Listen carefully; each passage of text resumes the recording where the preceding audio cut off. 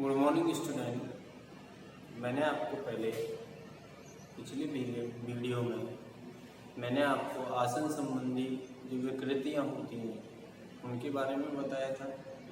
अब आपका next topic है भारत में महिलाओं की खेलों में सहभागिता या भागीदारी, यानी कि हमारी जो बहनें हैं, महिलाएं हैं, उनकी खेलों में क्या भूमिका है, कैसी भागीदारी है, कब उनको खेलों में स्थान मिला।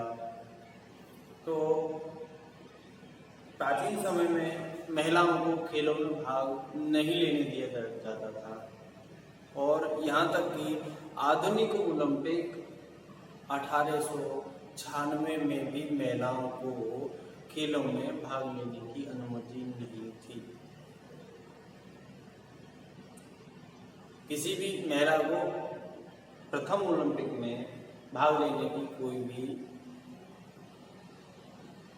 स्वीकार नहीं करता था, लेकिन सन 1900 में महिलाओं को खेलों की 2 प्रतियोगिता में भाग लेने के लिए परमिशन मिली, जिसमें 22 महिलाओं ने भाग लिया था। और सन 1904 में महिलाओं को 3 प्रतियोगिताओं में भाग लेने की अनुमति प्रदान की गई, जिसमें केवल 6 महिलाओं ने भाग लिया था। इसके बाद धीरे धीरे महिलाओं का खेलों में वृद्धि होती गई और लगभग 100 साल के बाद सन 2000 में 199 देशों ने ओलंपिक खेलों में भाग लिया, जिसमें 10,500 प्रतिभागियों ने प्रतियोगिताओं में भाग लिया, जिनमें से 4,069 महिलाओं ने भाग लिया, जो कि पूरी संख्या का 38.2% था। और सन 2008 के बीजिंग ओलंपिक में 205 देशों के 10,700 प्रतिभागियों ने भाग लिया, जिसमें से 4,637 महिला खिलाड़ियों ने भाग लिया, जो कि 42.4% था। यानी कि निरंतर रूप से महिलाओं की खेलों में भागीदारी बढ़ती जा रही थी। और 2008 के ओलंपिक खेलों में भारत की तरफ से केवल 26 महिलाओं ने भाग लिया। यानी कि 2008 के जो ओलंपिक हुए थे उनमें भारत की केवल 26 महिलाओं ने ही भाग लिया था। सन 1952 के ओलंपिक में पहली बार भारतीय महिला ने शिरकत की थी और सन 2000 सिडनी के ओलंपिक में भारोत्तोलन में यानी कि वेट लिफ्टिंग में कर्णम मल्लेश्वरी ने कांस्य पदक जीता था। और सन 2012 के लंदन ओलंपिक में सानिया नेहवाल टेनिस खिलाड़ी और MC मेरी कॉम यानी कि बॉक्सिंग खिलाड़ी, इन दोनों ने कांस्य पदक जीता था। देखा जाए तो 1984 में जो ओलंपिक हुए थे उसकी 400 मीटर की बाधा दौड़ में PT ऊषा ने प्रतिभाग किया था, परंतु वो कोई पदक नहीं जीत पाई थी और उनका जो प्रदर्शन था वो बहुत ही सराहनीय था। वैसे तो भारत में भी महिलाओं की खेलों में जो भागीदारी है वो निरंतर रूप से बढ़ती जा रही है। जैसे विश्व कप में, राष्ट्रमंडल खेलों में, कॉमनवेल्थ में, एशियाई खेलों में, सेफ खेलों में महिलाओं की निरंतर भागीदारी बढ़ती जा रही है। जैसे महिलाएं खिलाड़ी अंजू बी जॉर्ज हैं, सोनिया मिर्जा हैं, कृष्णा पूनिया हैं, गीता फोगाट हैं, सीमा हैं, ज्वाला गुप्ता हैं, गरिमा चौधरी हैं, अंकिता दास हैं, अब हेमा दास आई हैं, द्युति चंद हैं, दीपिका हैं, मिताली राज हैं, झूलन गोस्वामी हैं। ऐसे बहुत सारी महिलाएं अब खेलों में प्रतिभाग करने लगी हैं।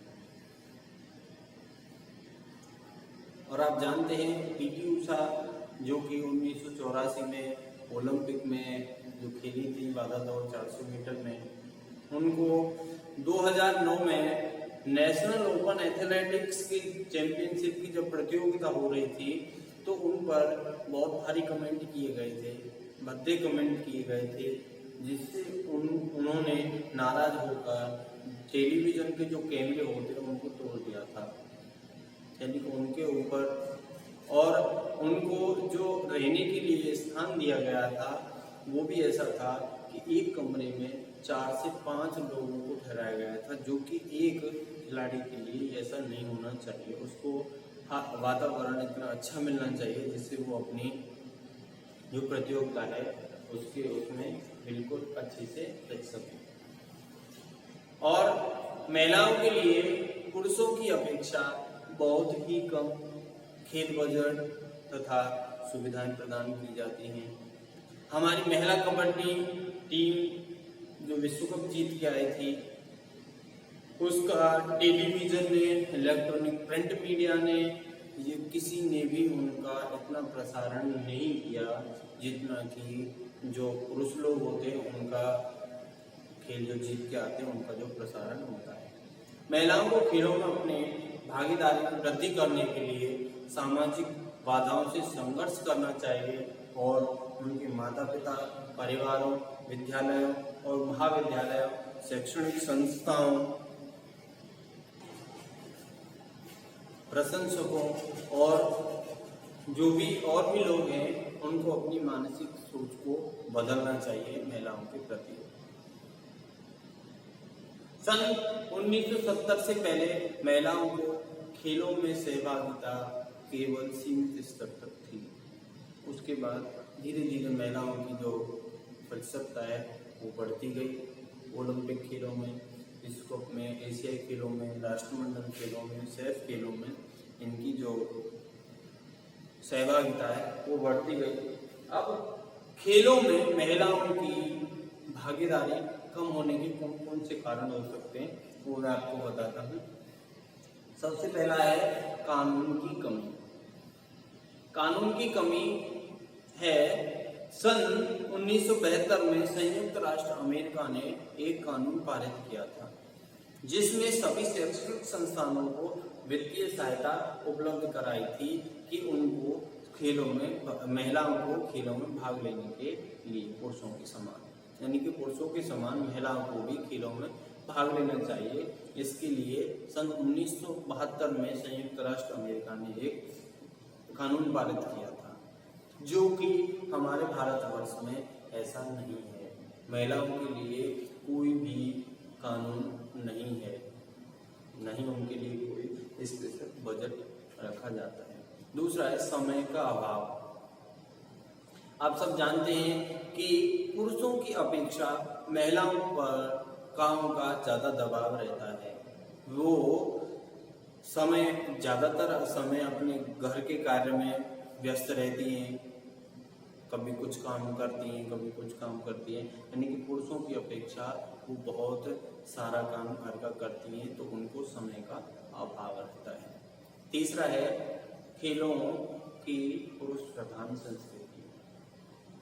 ये पुरुषों का भी मानना है और महिलाएं भी अपने मन में ही सोचकर बैठी हैं कि खेलों में केवल पुरुषों का अधिकार है, बट ऐसा नहीं है। खेल केवल पुरुषों के लिए नहीं होता है, खेल सबके लिए होता है और जो खेलेगा वो संतुलित भी रह सकता है, उसकी बॉडी स्वस्थ भी रह सकती है। अगला है दर्शकों की रुचि का कम होना तथा महिलाओं के खेलों का प्रसारण न होना, यानी कि पुरुषों की अपेक्षा महिलाओं के खेलों को कम लोगों द्वारा देखा जाता है। और जो हमारे मीडिया है हमारे जो चैनल्स वगैरह हैं, प्रिंट मीडिया है, ये महिला खिलाड़ियों का जो भी प्रदर्शन होता है, जो भी प्रतियोगिताएं होती हैं, उनको भी प्रसारित कम करते हैं। अगला है अनुकरणीय व्यक्तियों के रूप में महिला खिलाड़ियों की कमी। यानी कि भारतवर्ष में कम महिला खिलाड़ी होने के कारण, यानी कि और जो प्रतिभाएं उजागर जो आएंगी, उनको किसी का उदाहरण देने के लिए महिला खिलाड़ियों की भी एक कमी है, जिसके कारण महिलाएं खेलों में कम आ पाती हैं। वैसे तो खिलाड़ी अब तो बहुत होते जा रहे हैं, जिससे महिलाएं अपने आप को प्रोत्साहित कर सकती हैं, बट एक सामान्य तौर पर देखा जाए तो बहुत कम महिलाएं हैं जिनका हम उदाहरण ले सकते हैं। अगला है महिलाओं में सजगता की कमी। सजगता की कमी के कारण महिलाओं की खेलों में सहभागिता कम है। सजगता की कमी के कारण महिला हमारे समाज की आधारहीन तथा काल्पनिक गलतफहमियों से घिरी हुई है, जिससे महिलाओं के खेलों में भाग लेने से महिलाओं की शारीरिक, सामाजिक तथा मनोवैज्ञानिक स्थिति और गुणों में अंतर आ जाता है। उनको प्रसव के समय बहुत कठिनाइयों का सामना करना पड़ता है, उनका अस्तित्व खतरे में पड़ जाता है। ये बहुत सारी जो हमारी गलत भावनाएं हैं और महिलाओं की इनके प्रति सजगता भी बहुत कम है। अगला है महिला प्रशिक्षकों की कम संख्या। यानी कि महिलाओं को शिक्षण देने के लिए महिला जो कोच हैं, उनकी बहुत भारी कमी है भारत में। लेकिन महिला कोचों की जो संख्या है वो बहुत कम है। पुरुष ही महिलाओं को कोचिंग देते हैं, जिससे बहुत सारे परिवार, हमारा समाज पुरुषों से कोचिंग दिलाने में महिलाओं को थोड़ा संकोचित होता है। अगला है खेलों में महिलाओं की भागीदारी के प्रति समाज की अवगति। महिलाओं को खेलों में भाग लेने से समाज का नजरिया और दृष्टिकोण बहुत ही नकारात्मक है। यानी कि जो भी महिलाएं खेलों में भाग ले रही हैं, उनके प्रति जो हमारे समाज का जो नजरिया है वो बहुत ही खराब है, नकारात्मक है। वो उनके बारे में पता नहीं अनर्गल कुछ भी बात कह सकते हैं। वो निम्न कोटि का है उनका सोचना, और वो पुरुषत्व और नारीत्व की भावना भी रखते हैं कि पुरुषत्व क्या है, नारीत्व क्या है। ये इसका नारीत्व और पुरुषत्व का आपस में खेलों में कोई भी संबंध नहीं है। अगला है व्यक्तिगत सुरक्षा की कमी। यानी कि जो महिलाएं होती हैं, जो महिला खिलाड़ी होती हैं, उनको सड़कों पर, गलियों में, सार्वजनिक स्थानों पर, खेल स्थानों पर आदि के आसपास उनको व्यक्तिगत सुरक्षा की बहुत ज़्यादा कमी होती है। या वो कहीं प्रतियोगिता में भाग लेने के लिए बाहर जाती हैं, तो उनको किसी संसाधन में बैठने, किसी ट्रैवल करने के लिए उनको बहुत सारी समस्याओं का सामना करना पड़ता है। अगला है सुविधाओं तक उचित पहुंच की कमी। यानी कि पुरुषों की अपेक्षा महिलाओं को गवर्नमेंट के द्वारा, या केंद्र सरकार हो या राज्य सरकार हो या शैक्षणिक संस्थान हो, कुछ भी हो, उनको पुरुषों की अपेक्षा महिलाओं को कम सुविधाएं उपलब्ध कराई जाती हैं, जिससे उनको खेल के प्रति उनकी जो भावनाएं हैं वो कम होती है। धन्यवाद।